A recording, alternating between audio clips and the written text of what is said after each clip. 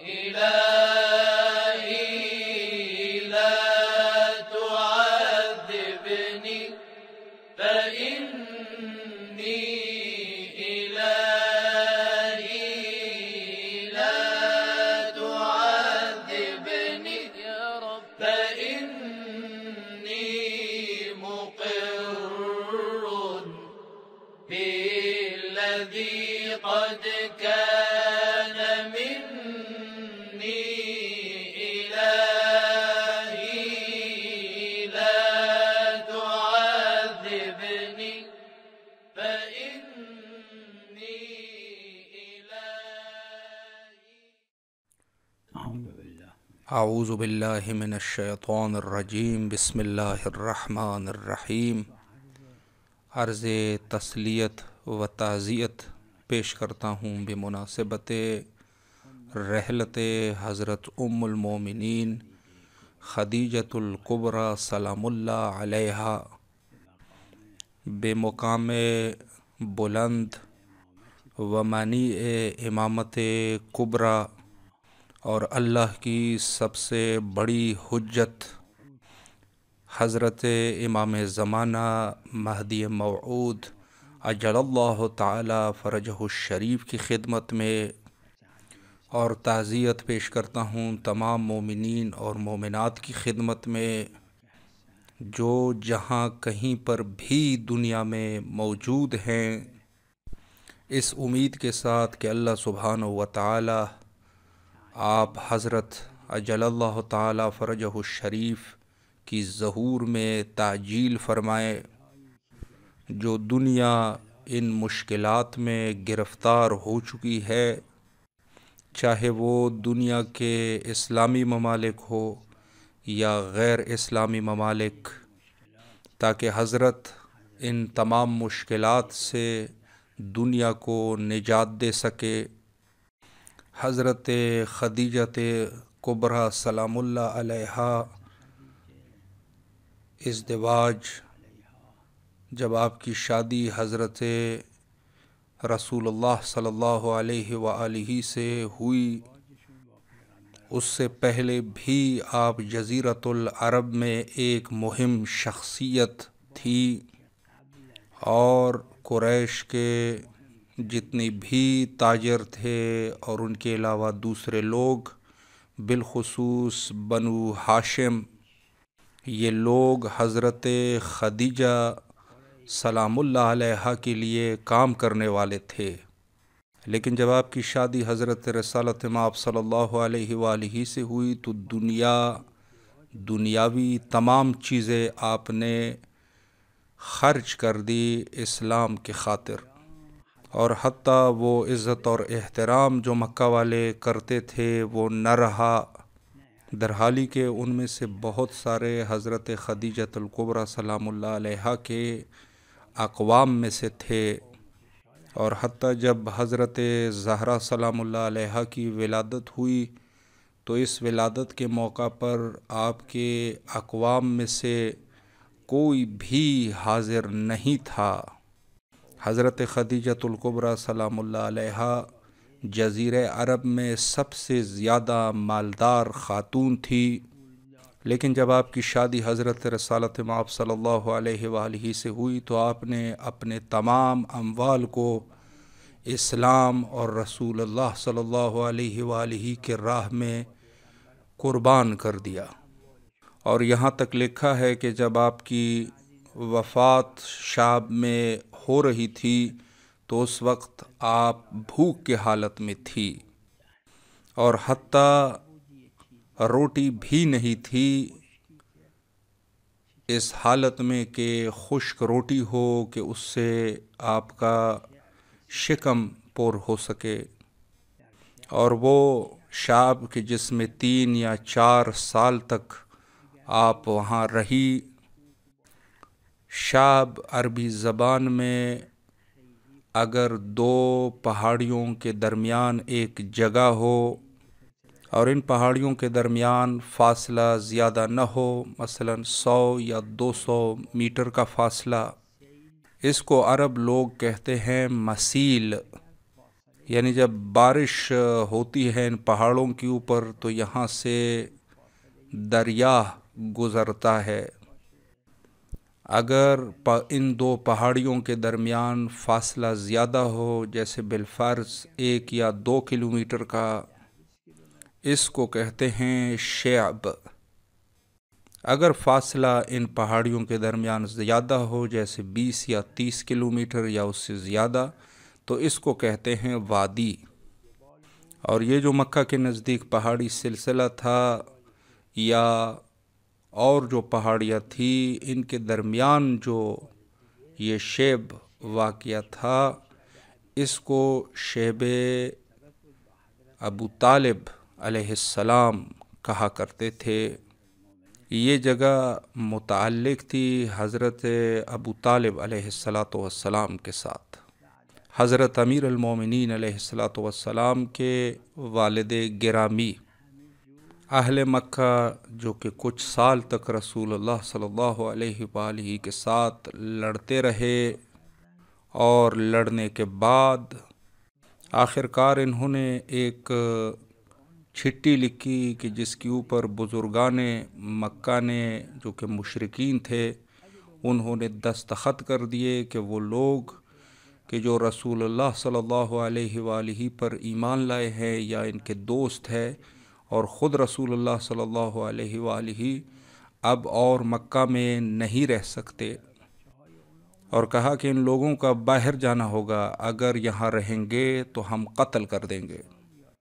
رسول اللہ صلی اللہ علیہ وآلہ مجبور ہوئے اور ان پہاڑیوں کے پیچھے چلے گئے.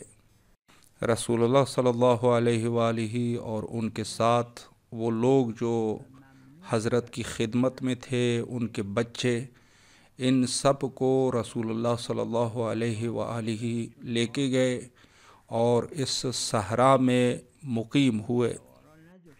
اور موسم گرما میں بارشیں اور گرمی وغیرہ کی حالت میں یہاں رہتے تھے، اور حتیٰ موسم سرما میں کہ یہاں پر کچھ بھی ان کے پاس نہیں تھا، اور حتیٰ اہل مکہ نے منع کر دیا تھا کہ کوئی ان کے لیے پانی تک نہیں لے کے جا سکتا، کیونکہ اس ایریے میں کوئی پینے کا پانی نہیں تھا یہ کہ بارش وغیرہ ہو جائے.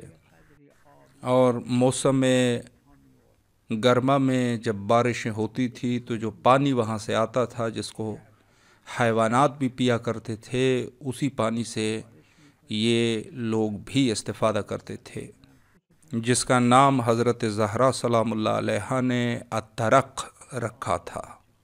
کنتو تشہبون ترق، لہٰذا اسی پانی سے ہی یہ اپنے ضروریات پورا کرتے تھے. البتہ بہت کم مقدار میں مخفیانہ طور پہ بس اوقات مکہ کے کچھ لوگ ان کے لیے کھانے اور پینے کی چیزیں لے کے جاتے تھے، نہایت ہی کم مقدار میں. حضرت خدیجہ سلام اللہ علیہا وہیں پر ہی دنیا سے رخصت ہوئی، یعنی اسی شیب میں حضرت رحلت فرما گئی. میں نصیحت کروں گا خواتین کے لیے اور مرد جو اہل مطالعہ ہے، ضرور اس باب کو کتاب بحار الانوار میں یعنی باب شیب کو ضرور پڑھیں. اور اگر کوئی اس باب کو جو شیب کا باب ہے اگر اس کو پڑھے اور پڑھنے کے بعد اس کو رونا نہ آئے تو یہ نہایت ہی سخت ہوگا. یعنی حضرت خدیجہ سلام اللہ علیہا جو سب کے لیے نہایت ہی محترم تھی، آخر کار وہ اس مقام پر سخت مشکلات کا ان کو سامنا کرنا پڑا. جب کچھ سال گزرے تو رسول اللہ صلی اللہ علیہ وآلہ نے مدینہ کی طرف ہجرت کی. حضرت زہرا سلام اللہ علیہا کی شادی جب ہونے لگی، رسول اللہ صلی اللہ علیہ وآلہ کی کچھ زوجات بھی وہاں پر تھی. اس جلسے میں جو ہی حضرت خدیجہ سلام اللہ علیہا کا نام آیا تو رسول اللہ گریہ کرنے لگے. تو زوجات میں سے ایک نے کہا کہ یا رسول اللہ، آپ کس قدر پرانی باتوں کو یاد کرتے ہیں، اتنا وقت گزر چکا ہے اس واقعے کو، جب بھی حضرت حق خدیجہ سلام اللہ علیہ کا نام آ جائے آپ گریہ کرتے ہیں۔ رسول اللہ صلی اللہ علیہ وآلہ نے 3 جملے فرمائے۔ پہلے انہوں نے حضرت خدیجہ سلام اللہ علیہ کی مدح کی، اور مدح بھی ایسی مدح فرمائی کہ میں نے نہیں دیکھا کہ رسول اللہ نے اس قدر کسی کی مدح کی ہو۔ البتہ معصومین علیہم السلام کے علاوہ جیسے حضرت زہرا سلام اللہ علیہ، امیر المومنین علیہ السلام، یا امام حسن اور یا امام حسین علیہم السلام، سب سے پہلے رسول اللہ صلی اللہ علیہ وآلہ نے فرمایا این مثل خدیجہ، یعنی حضرت خدیجہ سلام اللہ علیہ کی طرح کہاں ہے۔ اس کو علوم عربیہ میں انکار ابطالی کہتے ہیں، یعنی حضرت خدیجہ سلام اللہ علیہ کی مثل پوری دنیا میں کہیں نہیں ہے، نہ صرف آپ لوگ جو رسول اللہ کے زوجات ہو۔ پہلے فرمایا کہ این مثل خدیجہ، یہ فرما کے پھر 3 مزید وصف حضرت خدیجہ سلام اللہ علیہ کے بیان فرمائے۔ فرمایا صدقتنی حین کذبتنی الناس، یعنی حضرت خدیجہ سلام اللہ علیہ یہ نہیں کہ وہ صرف رسول اللہ کی بیوی تھی، بلکہ فرمایا کہ اس دور میں جب لوگ میری تکذیب کرتے تھے حضرت خدیجہ نے مجھے قبول کیا۔ اور پھر فرمایا کہ حضرت خدیجہ سلام اللہ علیہ نے دین خدا میں میری مدد کی، اور پھر فرمایا کہ انہوں نے اپنے مال کے ذریعے سے میری مدد کی، یعنی اپنے پورے اموال کو اس نے دین خدا کی مدد کے لیے خرچ فرمایا۔ حضرت خدیجہ سلام اللہ علیہ کا نہایت ہی عظیم مقام ہے۔ میں ایک دفعہ پھر توصیہ کروں گا خواتین محترم کی خدمت میں، جو جوان خواتین ہیں جن کو اللہ نے توفیق دی ہے، وہ بیٹھے اور حضرت خدیجہ سلام اللہ علیہ کے بارے میں کچھ لکھیں۔ البتہ ان تواریخ کا سے استفادہ نہ کرے جو اصحاب رسول میں کچھ منافقین تھے جنہوں نے وہ تواریخ بیان کیے، بلکہ ان تواریخ سے استفادہ کریں جو خود اہل البیت علیہم السلام نے بیان فرمائے ہیں۔ یہی جو مرحوم مجلسی کے بحار الانوار میں جو تواریخ ذکر کیے ہیں، انہی کو جمع کرے اور انہی کو لکھیں۔ یہ دنیا میں بھی عزت ہے ان لوگوں کے لیے جو لکھتے ہیں، اور خود اہل البیت علیہم السلام اور اللہ کے نزدیک بھی یہ آبرومندی ہے۔ چونکہ ماہ رمضان عظیم کے 2 عشرے ہمارے پاس بچ چکے ہیں، اور وہی سفارشات جو میں نے مرد حضرات کی خدمت میں پیش کیے تھے، وہی سفارشات آپ خواتین کی خدمت میں بھی پیش کروں گا، مخصوصاً جوان خواتین۔ دور حاضر میں ہمارے پاس 2 واجب عینی ہے۔ یہ واجب عینی سب کے لیے ہے، چاہے مرد ہو، خواتین ہو، شادی شدہ ہو، غیر شادی شدہ ہو، جوان ہو، بوڑھے ہو، چاہے جس طبقے سے بھی تعلق رکھتا ہو، اس کے اوپر واجب ہے، واجب عینی ہے۔ ایک واجب عینی اصلی ہے جو کہ تحصیل ورع ہے۔ ورع کے بہت سارے مراتب ہے، جس میں سے ایک ورع یہ ہے جو کہ واجب عینی ہے ہر مرد و زن کے اوپر۔ ایک قاعدہ ہے اسلام میں جس کا نام فقہا حضرات قاعدۃ الاشتراک رکھتے ہیں، یعنی وہ احکام جو مردوں کے اوپر واجب ہے وہی احکام خواتین کے اوپر بھی واجب ہے، اور وہ احکام جو خواتین کے ہیں مردوں کے اوپر بھی وہی احکام ہے، اما یہ کہ کچھ استثناءات اس میں موجود ہیں۔ مثلا مرد کے اوپر واجب ہے کہ نماز صبح، مغرب اور عشاء کو بالجہر پڑھیں، لیکن خواتین کے لیے استثناء کیا گیا ہے اور اس کو پڑھنا ان کے لیے بالجہر واجب نہیں ہے۔ مثلا حج کے موقع پر جب حج کے لیے جا رہے ہو تو مرد کے اوپر جائز نہیں ہے کہ وہ کسی چھت کے نیچے جائے، لیکن خواتین کے لیے کوئی مشکل نہیں ہے، وہ جا سکتی ہے کسی چھت کے نیچے۔ یہ چیزیں استثناء ہے، اور ہو سکتا ہے کہ 10% بھی یہ استثناءات نہ ہو، اور یقیناً 10% سے بھی کم ہے۔ باقی تمام میں خواتین اور مرد ایک جیسے ہیں۔ اس میں سے ایک عقائد ہے، البتہ عقائد صحیح عقائد ہو، جیسے توحید صحیح، عدل صحیح، نبوت صحیح، امامت صحیحہ، اور مواد اور میعاد صحیح۔ اب کیا ہمارے پاس توحید ناصحیح بھی ہے؟ وہ اس معنی میں کہ اصحاب رسول اللہ میں سے جو منافقین تھے، انہوں نے جس طریقے سے توحید کو بیان کیا، مثال کے طور پہ انہوں نے کہا کہ خدا جو ہے وہ ایک مرد کی طرح، اس کی داڑھی ہے، ہاتھ ہے، پیر ہے، اس قسم کی توحید کو، جو کہ صحیح توحید نہیں ہے، یہ جھوٹی توحید ہے۔ بلکہ توحید اصلی وہ ہے کہ جس کو قرآن اور اہل بیت علیہم السلام نے بیان کیا، اور جس توحید کو رسول اللہ صلی اللہ علیہ وآلہ نے یا آپ کے اطرت علیہم السلام نے بیان کیا، ان عقائد کو سیکھنا واجب عینی ہے۔ ہر انسان کے اوپر واجب ہے کہ وہ اپنے در کے مطابق ان عقائد کے اوپر یقین رکھتا ہو، اور کوشش کرے کہ یہ 2 عشرے جو ماہ رمضان عظیم کے بچے ہیں، اپنے عقائد کو صحیح کرے، مخصوصاً جوان خواتین۔ اب اس میں سے چاہے یونیورسٹی جانے والی خواتین ہو، یا حوضہ جانے والی خواتین ہو، یا گھر میں بیٹھی ہوئی خواتین ہو، کوئی بھی ہو، ان کے اوپر بھی واجب ہے کہ جو لکھنا پڑھنا نہیں جانتے، ان کے اوپر بھی ضروری ہے کہ دوسرے لوگوں سے سن کے ان عقائد کو سیکھیں۔ اس کو مقدمات وجوب کہتے ہیں۔ اور دوسری چیز واجبات محرمات ہے۔ خاتون بھی بالکل ایک مرد کی طرح ارادہ کر لے کہ وہ حرام کام کو انجام نہیں دے گا۔ اگر خدا نہ خواستہ کوئی حرام کام اس نے انجام بھی دیا شیطان کی وجہ سے یا نفس امارہ کے دباؤ میں آتے ہوئے، تو اس کے بعد فوراً توبہ کر لیں۔ توبے کا مطلب ہے 3 چیزیں۔ سب سے پہلے تو اس حرام کام جو اس نے انجام دیا ہے اس پر پشیمانی کا اظہار کرے۔ دوسرے مرحلے میں وہ ارادہ کر لے کہ اس کو میں دوبارہ تکرار نہیں کروں گا، یعنی اس کو دوبارہ جو ہے وہ نہ دہرائے۔ اگر غلطی سے پھر بھی دوسری دفعہ، تیسری دفعہ، 10 دفعہ بھی تکرار ہو جائے تو ان کا ارادہ یہ ہونا چاہیے کہ میں اس کو دوبارہ تکرار نہیں کروں گا، یعنی سب سے پہلے اس پہ پشیمانی کرنا، اور اس کے بعد جو ہے یہ ارادہ کرنا کہ میں دوبارہ اس کو انجام نہیں دوں گا۔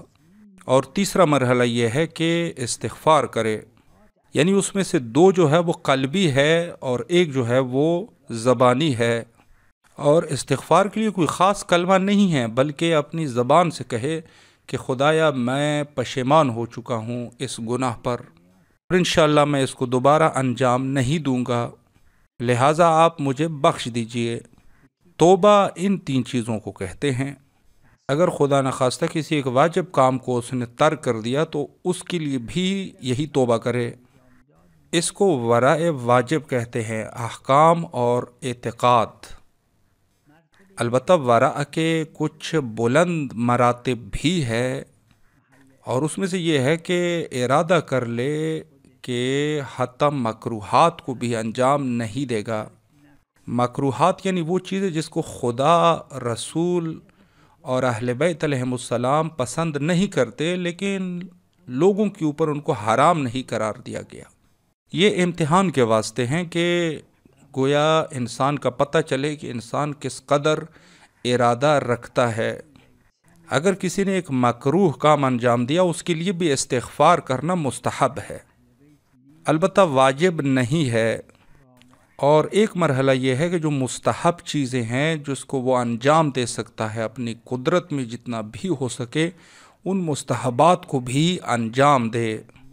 اگر کسی نے ایسا ارادہ کر لیا تو یہ ہو جائے گا ورع، جو کہ اوپر درجے کے ورع ہے۔ وہی روایت جو میں نے مرد حضرات کے لیے پڑھی تھی، خواتین کے لیے بھی پڑھنا چاہوں گا۔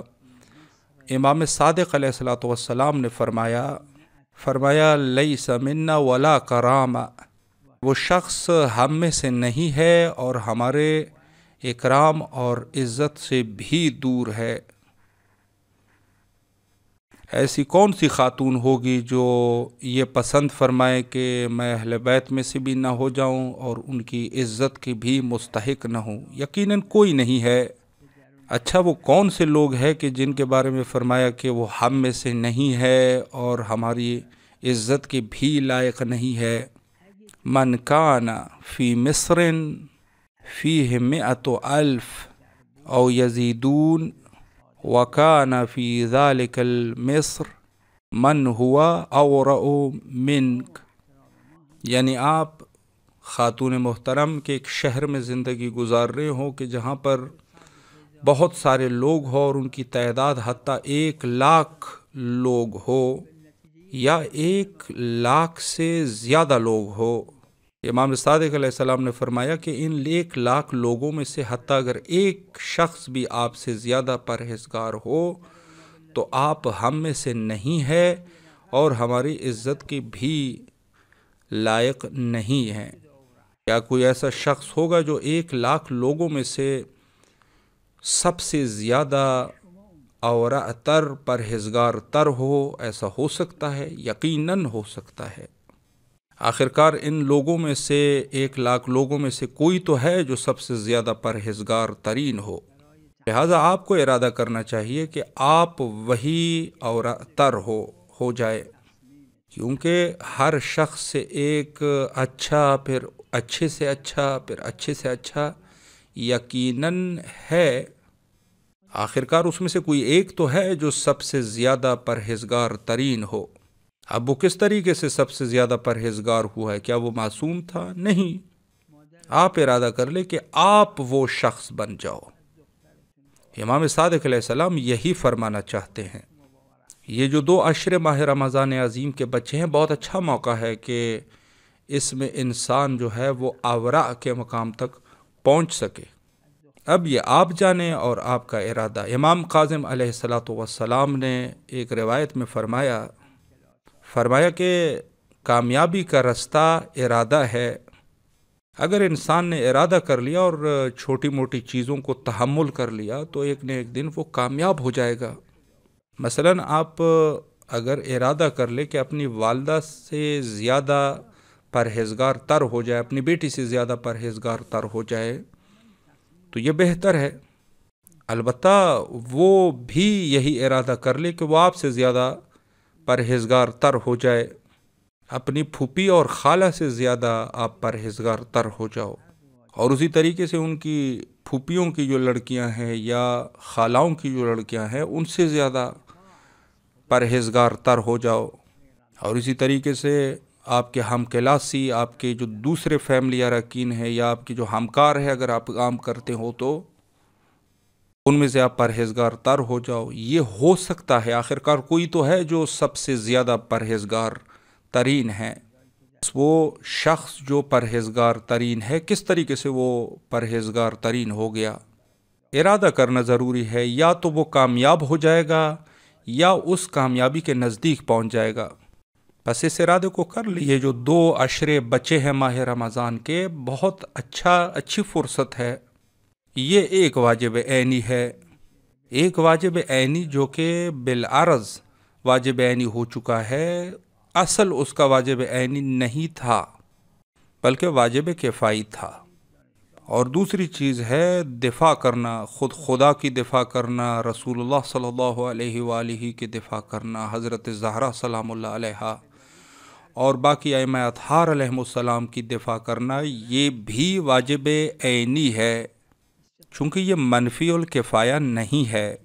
جو آج کل مجازی میڈیا پہ خدا کی اہانت ہوتی ہے، رسول اللہ صلی اللہ علیہ وآلہ کی اہانت ہوتی ہے، جو لوگ اہانت کرتے ہیں قرآن کی یا حضرت زہرا سلام اللہ علیہا کی، حتیٰ یا کبھی حضرت امیر المومنین علیہ السلام کی اہانت ہوتی ہے، امام زمانہ عجل اللہ تعالی فرجہ الشریف کی اہانت کرتے ہیں، ائمہ اطہار علیہم السلام، پس کون ہے جو دفاع کرے گا؟ وہ آپ ہے جو دفاع کرو گے۔ جب بھی کسی مدرسے میں آپ جاتے ہو، کبھی آپ کسی یونیورسٹی میں جاتے ہو، آپ ڈاکٹر ہے یا انجینئر ہے شادی شدہ ہے یا غیر شادی شدہ، بہرحال جس حالت میں بھی ہے، آپ کے اندر فہم ہے، درک ہے، شعور ہے، کسی نہ کسی حد تک قدرت بھی آپ رکھتے ہیں، جو ہے اپنی کوشش رکھے اور استفادہ کرے. جو یہ مجازی میڈیا ہے جو بہت سارے لوگوں کے اختیار میں ہے، اسی سے یہ استفادہ کر لو.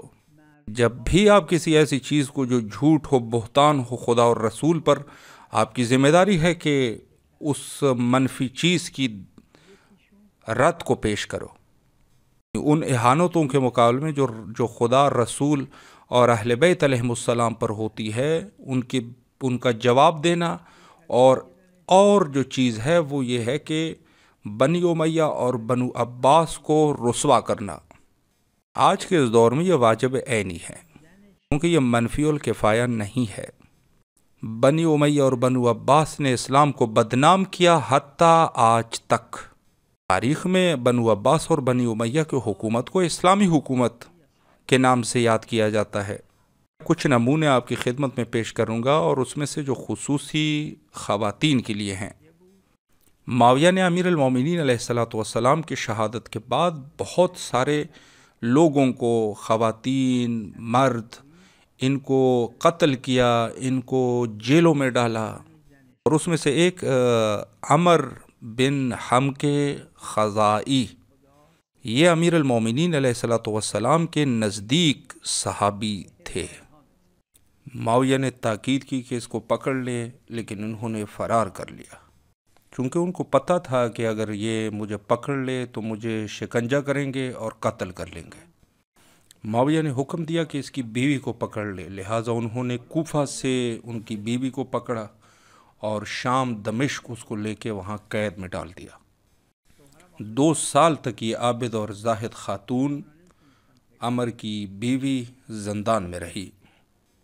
2 سال تک یہ خاتون جیل میں تھی، یہاں تک کہ اس کے شوہر کو انہوں نے پکڑ لیا اور اس کو شکنجہ دے کے اس کو قتل کر دیا.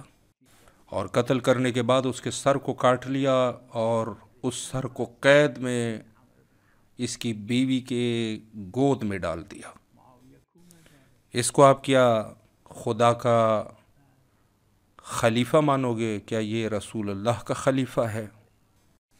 یہ اس میں سے ایک ہے، حالانکہ اس کی ہزاروں مثالیں اس طرح کی موجود ہے.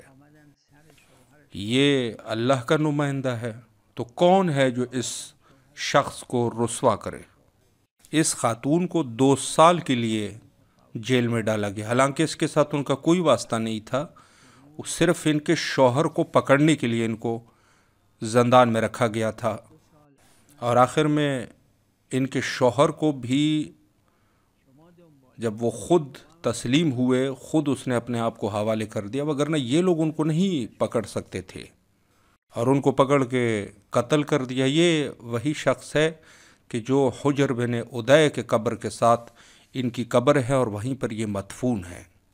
میں خود بھی وہاں پر 1-2 دفعہ گیا ہوں. تقریباً 30 سے 40 کلومیٹر کے فاصلے پر ہے دمشق سے. وہاں پر حرم ہے، زری ہے، کچھ افراد وہاں پر دفن ہے، جس میں سے ایک یہ حضرت عمر ہے. اور اس کے مقابلے میں معاویہ کو دیکھیں کہ جس کی قبر کہاں ہے. خدا بہت ہی اچھا خدا ہے. خدا انتقام لیتا ہے، آخر میں انتقام ہی لیتا ہے، لیکن دنیا جو کہ صبر کی دنیا ہے. اس کے سر کو زندان میں ان کی بیوی کی گود میں ڈال دیا. بیوی نے دیکھا تو اس نے پہچان لیا کہ یہ میرے شوہر کا سر ہے. اس نے کہا کہ غیبتموہ طویلا وَأَهْدَيْتُمُوهُ إِلَيَّ قَتِيلًا. یہ 2 سال مجھ سے دور تھا، تم لوگوں نے اس کو دور کر لیا تھا، تم لوگوں نے اس کو دور کیا، مجھے 2 سال کے لیے زندان میں ڈال دیا، اور اب اس کے سر بریدہ کو آپ میرے پاس لے کے آئے ہیں. یہ ان مثالوں میں سے ایک مثال ہے. دوسرا ان میں سے ولید ہے.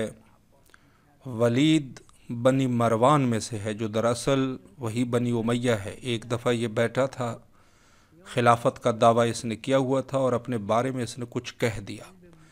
تو مجلس میں بیٹھے ہوئے اس شخص نے اس کو کہا کہ اتق اللہ، اے ولید خدا سے ڈر. اس نے یہ سننا تھا، اس نے کہا کہ اس شخص کو لٹا دو، اس کو لٹایا گیا، اور وہاں پر ایک گروہ کو کہا کہ اس کو لاتے مارے۔ اس کو اتنی لاتیں انہوں نے ماری کہ یہ مر گیا، محض یہ کہنے پر کہ ولید نے کہا کہ اس کی جرت کیسی ہوئی کہ اس نے مجھے کہا کہ خدا سے ڈر۔ صرف ایک نصیحت کی وجہ سے اس شخص کو قتل کر دیا گیا۔ اب ان کو ضروری نہیں ہے کہ رسوا کیا جائے تاکہ لوگوں کو پتہ چلے کہ یہ ان کا تعلق اسلام سے نہیں ہے، تاکہ لوگوں کو پتہ چلے کہ یہ خدا کے اور رسول اللہ صلی اللہ علیہ وآلہ کے خلیفہ نہیں ہے۔ ایک کام جو بنی عباس اور بنی امیہ متواتر کیا کرتے تھے ان لوگوں کے ساتھ جو حالانکہ مجرم بھی نہیں تھے، آج کے زبان میں ان لوگوں کو سیاسی مجرم کہا جا سکتا ہے، یعنی یہ شخص کی مثال جس نے صرف ولید کو اتنا کہہ دیا کہ اتق اللہ، یعنی خدا سے ڈر، یعنی خود اس امر کی مثال جو صرف معاویہ کو پسند نہیں کرتا تھا، معاویہ کو نہیں مانتا تھا، تو کیا اس کی یہی سزا ہے کہ اس کے سر کو کاٹ کے اس کی بیوی کے جھولی میں ڈال دیں؟ میں ایک دفعہ پھر توصیہ کرنا چاہوں گا ان خواتین کے لیے جو پڑھنا لکھنا جانتی ہے، چاہے وہ یونیورسٹی میں ہے، چاہے وہ ہاؤزوں میں ہے، جہاں کہیں پر بھی ہے، ان کی اگر قدرت ہے، پڑھنا لکھنا جانتی ہے، تو ضرور ان چیزوں کو جمع کر لے اور ایک جگہ پر لکھ لیں، اور میڈیا کے ذریعے سے اور دوسرے ذرائع سے ان کو لوگوں تک پہنچائیں، تاکہ لوگوں کو کم از کم پتہ چلے کہ یہ بنو عباس اور بنی امیہ کا اسلام کے ساتھ کوئی تعلق نہیں تھا، کہ یہ لوگوں کو اسلام کی طرف ہدایت کرنے والے نہیں تھے۔ بس یہیں تک، یہی واجب عینی ہے، یہ وجوب کا مقدمہ ہے اور یہ واجب ہے۔ ایک کام جو بنو عباس اور بنی امیہ متواتر کیا کرتے تھے، وہ لوگ جو خلافت کا دعویٰ رکھتے تھے، اگر کسی کے ساتھ ان کے تھوڑے سے تعلقات خراب ہو جاتے تھے تو اس کو آگ میں رکھ دیا جاتا تھا تاکہ اس کا جسم جو ہے وہ آگ سے اذیت ہوتی رہے، اور اس کے سر کو مضبوطی سے باندھ لیتے تھے، اور آگ کو اس کے آنکھوں کے نزدیک لایا جاتا تھا، لہٰذا ان کی آنکھیں جلتی رہتی تھی اور اندھا ہو جاتا تھا، اور اکثر اس میں سے اسی وجہ سے فوت ہو جاتے تھے۔ ان کو آپ خلیفہ کہہ سکتے ہیں جو تکحیر بالنار، یعنی اس قسم کی سزا دیتے ہو۔ یہ بنی امیہ میں بھی تھی اور بنو عباس میں بھی تھی، حتیٰ آج کے اس دور میں غیر اسلامی ممالک میں، بلکہ غیر مومن اسلامی ممالک میں بھی ان لوگوں کو خلیفہ کے نام سے یاد کیا جاتا ہے۔ یہ کس کے خلیفہ تھے؟ یہ شیطان کے خلیفہ ہے، عزازیل کے خلیفہ ہے، یہ نفس امارہ بالسوء کے خلیفہ ہے۔ اور ان کے بارے میں لکھتے ہیں کہ اگر کوئی بنی امیہ اور بنی عباس کو حتی قبول اور نہیں مانتا تھا، اس کو پکڑ کے اس کے آنکھوں میں کھیل ٹھوک دیتے تھے۔ یہ کب رسوا ہوں گے؟ کون ان لوگوں کو رسوا کرے گا؟ سب کے اوپر واجب ہے کہ ان لوگوں کو رسوا کرے۔ اگر کسی کی حیثیت ہے، پڑھنے لکھنے کے حد تک ہو یا بولنے کے حد تک ہو یا پیسے کے ذریعے سے ہو، ان سب کے اوپر ضروری ہے کہ اقدام کرے اور ان کو رسوا کرے۔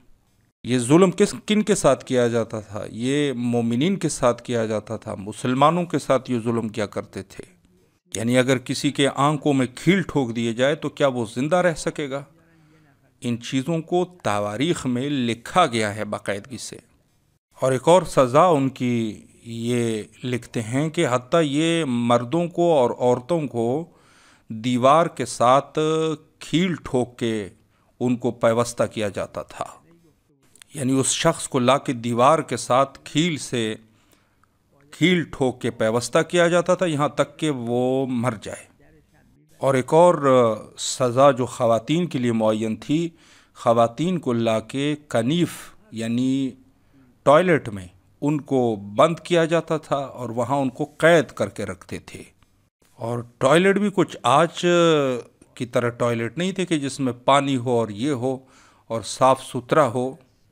ظاہر ہے کہ اس زمانے کے ٹوائلٹ گندے تھے، صرف اس میں تھوڑی سی روٹی اور تھوڑا سا پانی جو ہے وہ رکھ دیتے تھے کہ یہ بس صرف نہ مرے۔ اب آپ تصور کر لیں کہ یہ اس قسم کی سزائیں خواتین کو دیا کرتے تھے۔ اگر آپ نے نہیں سنا تو کیوں نہیں سنا؟ ضروری ہے کہ ان کے اس مظالم کو بیان کیا جائے تاکہ لوگوں تک یہ چیزیں پہنچ جائے اور اہل بیت علیہم السلام کو جدا کر سکیں ان لوگوں سے۔ ایک اور سزا جب یہ تعین کرتے تھے، اس کو عربی زبان میں قفص کہتے ہیں، مجھے پتہ نہیں فارسی زبان میں اس کو کیا کہتے ہیں۔ یہ ایک گول قسم کی چیز ہوتی ہے جس میں ایک دو بندوں کو سوار کیا جاتا ہے، جب پانی میں چھوڑتے ہیں تو یہ گھومتا رہتا ہے۔ البتہ میں نے اس کو عراق میں دیکھا ہے، اس کو لکڑی سے تیار کیا جاتا ہے اور جب پانی میں چھوڑا جاتا ہے تو یہاں سے وہاں یہ گھومتا رہتا ہے۔ اگر کوئی خاتون ان کے مقابلے میں کچھ کہتی تھی جو وہ نونہاد خلیفہ ہوتا تھا، تو اس خاتون کو پکڑ کے اس چیز میں رکھ دیا جاتا تھا، تھوڑا سا کھانا اور پانی بھی اس میں رکھ دیتے تھے تاکہ یہ جلدی نہ مرے، اور اس کو دریا میں جو ہے وہ چھوڑ دیتے تھے کہ جہاں اس نے جانا ہے وہاں جائے۔ لکھتے ہیں کہ متوکل عباسی نے کچھ لوگوں کو ایک گاؤں میں بھیجا جس کا نام تفلیس تھا۔ آذربائیجان ایران کے اطراف میں یہ ہے، آذربائیجان کے نزدیک ہے۔ مجھے پتہ نہیں ہے کہ آج بھی اس کا نام تفلیس ہے یا نہیں ہے۔ کہتے ہیں کہ ان لوگوں نے متوکل عباسی کے خلاف کچھ کہا تھا، انہوں نے لوگ وہاں پر بھیجے اور 30,000 سے زیادہ خواتین اور بچوں کو وہاں زندہ جلا دیا گیا۔ یعنی 30,000 لوگوں کو متوکل عباسی کے حکم پہ یہاں پہ زندہ نظر آتش کیا گیا۔ اور اس کے مقابلے میں آپ جنگ جمل کے مناظر، جو کہ یہ جنگ امیر المومنین علیہ السلام پر زبردستی تحمیل کیا گیا تھا، اور حتیٰ امیر المومنین علیہ السلام نے بہت زیادہ صبر کا مظاہرہ فرمایا کہ کسی نہ کسی طرح سے یہ جنگ نہ ہو سکے، اور آخر میں انہوں نے اصحاب امیر المومنین علیہ السلام کو قتل کر دیا اور ان کو شکنجہ کر دیا، اور امیر المومنین علیہ السلام پر زبردستی یہ جنگ تحمیل کی گئی۔ اس کو جنگ بصرہ بھی کہتے ہیں اور جنگ جمل بھی کہتے ہیں۔ اور اس جنگ میں مخالفین کی طرف سے کچھ خواتین بھی گرفتار ہوئی، چونکہ یہ لوگ شکست کھا چکے تھے، اور حتیٰ یہ وہ خواتین تھی کہ جنہوں نے سب کے سامنے امیر المومنین علیہ السلام کے خلاف احتجاج کیا تھا، اور حتیٰ امیر المومنین علیہ السلام کو یہ گالی گلوچ کر چکے تھے۔ تاریخ میں موجود ہے، آپ دیکھ سکتے ہیں۔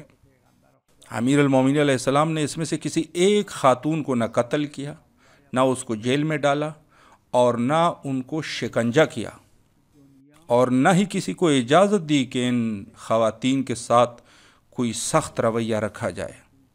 اور امیر المومنین علیہ السلام کے مقابلے میں بنی امیہ، بنی عباس، اس قسم کے لوگ تھے جو کہ اقتدار پہ آئے۔ بس اس ماہ رمضان میں، کہ جس میں سب چیزوں کا ثواب زیادہ ہے، اسی ماہ سے آپ شروع کر لیجئے دفاع خدا، دفاع رسول اللہ صلی اللہ علیہ وآلہ، اور دفاع اہل البیت علیہم السلام، اور اسی طریقے سے قرآن اور حضرت زہرا سلام اللہ علیہ کی دفاع کرنا۔ تصمیم کر لے، ارادہ کر لے کہ کوتاہی نہ ہو جائے، بنی امیہ اور بنو عباس کو لوگوں کے سامنے رسوا کریں۔ آج کے اس دور میں واجب ہے، ضروری ہے، اور وہ شخص جو نہیں کر رہا، اس نے گویا کہ اگر اس کی حیثیت ہے اور نہیں کر رہا تو اس نے حرام انجام دیا ہے۔ امید کرتا ہوں کہ انشاءاللہ یہ ماہ رمضان عظیم سب کے لیے بابرکت ثابت ہو جائے اور ہم سب کامیاب ہو سکے، اپنے واجبات کو بہتر طریقے سے انجام دے اور محرمات کو ترک کریں، مستحبات کو بہتر طریقے سے انجام دے سکے، اور حتیٰ مکروہات کو انجام نہ دیں، اور تبلیغ کر سکے اس حقیقی اسلام کی، نہ اسلام غیر حقیقی۔ رسول اللہ صلی اللہ علیہ وآلہ نے فرمایا کہ لا یبقى اسلام الا اسما، کہ اسلام نہیں رہے گا، صرف اس کا نام رہ جائے گا۔ اور آج کے اس دور میں جو اسلام کا نام لیا جاتا ہے، یقیناً صرف اسم اور نام کا اسلام رہ چکا ہے۔ آج کے اس دور میں آپ کہاں ڈھونڈ سکتے ہیں کہ اگر کسی ایک پورے مملکت کے رئیس کے خلاف کوئی احتجاج کرے اور احتجاج کے بعد وہ حکمران ان لوگوں کو کچھ بھی نہ کہے۔ کوئی ایک دو دفعہ تظاہرات نہیں تھے جو رسول اللہ صلی اللہ علیہ وآلہ کے خلاف ہوئے ہو یا امیر المومنین علیہ السلام کے خلاف ہوئے ہو۔ میں سب تظاہرات کو یہاں بیان تو نہیں کر سکتا، خود آپ جا کے مطالعہ کریں اور ان کو ڈھونڈے، اور جا کے ان کو تاریخ میں ڈھونڈے اور ایک جگہ اس کو جمع کر لیں، لکھ لیں۔ ایک دفعہ خود رسول اللہ صلی اللہ علیہ وآلہ کے خلاف ایک اجتماع ہوا، حتیٰ ایک دفعہ جو امیر المومنین علیہ السلام کے خلاف احتجاج ہوا ہو اور انہوں نے ان کو کچھ کہا ہو، کچھ بھی کسی کو نہیں کہا۔ وصلی اللہ علی آلہ وآلہ الطاہرین۔